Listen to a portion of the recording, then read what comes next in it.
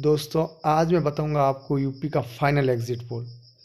जो मैं आपको बता रहा हूं, आप प्लीज़ मेरे वीडियो को पूरा देखना। मैं आपको सारी ग्राउंड रिपोर्टिंग के बेस पे बता रहा हूं।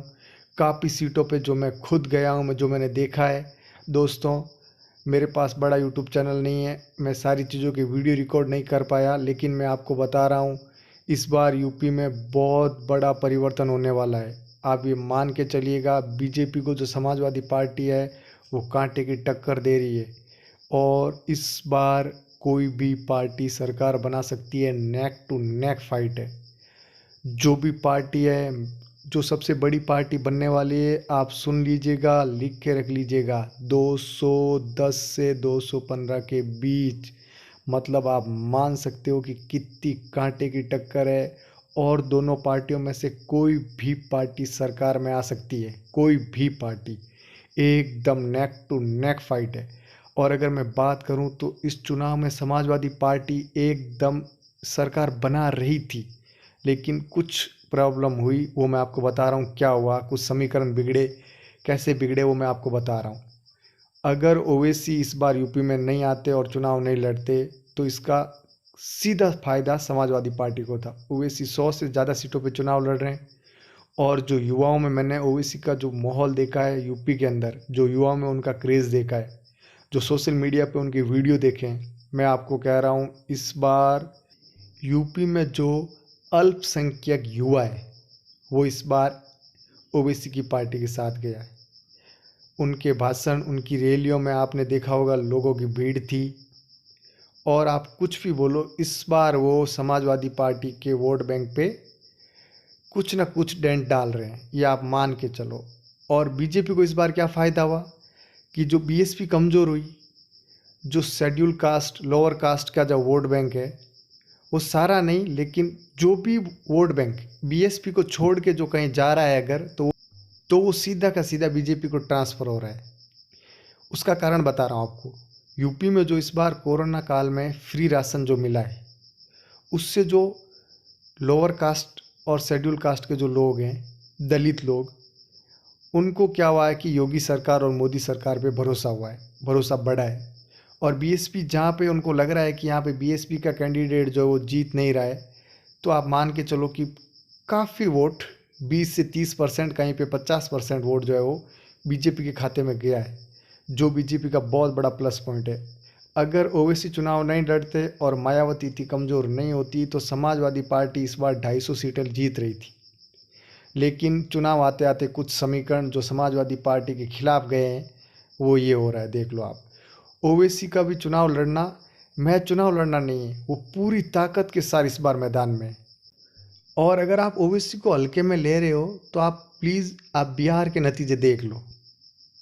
वहाँ पे इस पार्टी ने सीटें निकाली है। आप महाराष्ट्र चले जाओ, वहाँ पे भी इस पार्टी ने सीटें निकाली है और ये पार्टी अब यूपी में आ रही है। मैं आपको दावे के साथ कह रहा हूँ इस बार ये पार्टी कुछ सीटें भी लेके आ रही है। ये पार्टी 10 सीटें भी इस बार चुनाव में ला सकती है, ये मैं आपको कह रहा हूँ जो मैंने ग्राउंड पे देखा है। क्योंकि कुछ सीटें ऐसी है जहाँ पे वोट डिवाइड हो रहा है। कुछ सीटों पे कांग्रेस, बीजेपी और समाजवादी और बीएसपी तीनों ही पार्टियाँ जो है वो अच्छी कंडीशन में, और उन सीटों पे ओवैसी की पार्टी सीट निकाल सकती है, ये आप मान के चलो। ओवैसी की पार्टी 10 सीटों तक ला सकती है इस बार यूपी चुनाव में, ये हो सकता है, आप मानो। उस पार्टी ने बिहार में भी करके दिखाया है। और अब बात की जाए बीएसपी की, बीएसपी इस बार बहुत कमज़ोर नज़र आ रही है। मुझे नहीं लगता बीएसपी इस बार 15 से ज़्यादा सीटें ला पाएगी, लगभग 10 से 15 के बीच में लाएगी। कांग्रेस भी कई कई सीटों पे बहुत मजबूत दिख रही है। अगर आप मेरी बात मानो तो कांग्रेस कम से कम 50 ऐसी सीटें हैं जहाँ पे बहुत अच्छी टक्कर दे रही है, बहुत अच्छी टक्कर दे रही है। और उन सीटों पे अगर कांग्रेस नहीं जीतती और समाजवादी पार्टी, दोनों में टक्कर हो रही है, दोनों का कुछ वोट बैंक है वो जो एक ही है, जिसका फ़ायदा बीजेपी को मिल सकता है। मैं कह रहा हूँ आपको इस बार बीजेपी बहुमत में आ रही है, लेकिन बिल्कुल करीब 210 से 215 के बीच। और इस बार इस चुनाव में एक चीज़ और होगी, कम से कम 50 सीटें ऐसी होगी जिस पे विनिंग मार्जिन 5,000 वोटों से भी कम होगा। ये आप देख लेना 10 तारीख को जब नतीजे आए, जो मैं कह रहा हूँ। और एक चीज़ आपको मैं बताना चाहता हूँ, इस चुनाव को आप 2024 से जोड़ के बिल्कुल मत देखना। मैंने ग्राउंड पे देखा है और लोगों से भी सुना है। बहुत से लोग ऐसे हैं जो कह रहे हैं केंद्र में तो हम मोदी को ही वोट देंगे, इस चुनाव में हम समाजवादी पार्टी को वोट दे रहे हैं। कुछ लोगों ने कहा हम बीएसपी को वोट दे रहे हैं, लेकिन उन्होंने ये भी कहा कि केंद्र में हम 2024 में हम फिर से वोट मोदी को ही देंगे। बस एक वोट बैंक था जो कांग्रेस का वोट बैंक था, वो मोदी के पूरा खिलाफ है और वो होगा भी, क्योंकि आप जानते हो कांग्रेस का जो वोट बेस है वो बीजेपी को वोट नहीं देगा, वो मोदी को भी वोट नहीं देगा। लेकिन इससे मोदी कमज़ोर नहीं हो रहे हैं। इस चुनाव में अगर कम सीटें आती है तो योगी कमज़ोर हो रहे हैं, और जो योगी भविष्य में प्रधानमंत्री की दावेदारी कर रहे हैं या सोच रहे हैं तो वो कमज़ोर होगी, ये आप मान के चलो। और उत्तर प्रदेश में एक बहुत बड़ा मुद्दा है, वो है सुरक्षा का मुद्दा, और इस मुद्दे पे भी बीजेपी को काफ़ी वोट मिल रहे हैं। बहुत से ऐसे लोग हैं जिन्होंने कहा सुरक्षा बहुत बड़ा मुद्दा है और ये बीजेपी के लिए फ़ायदा है।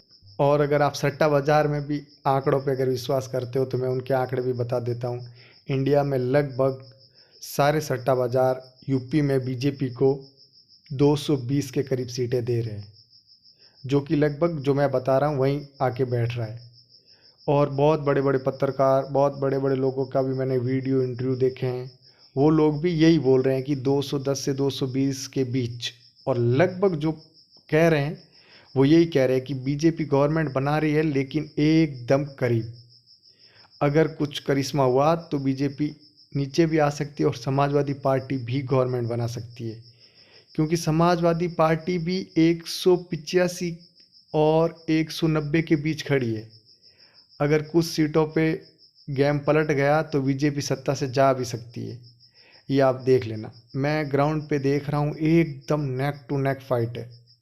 बीजेपी आ रही है लेकिन समाजवादी पार्टी भी बाहर नहीं है।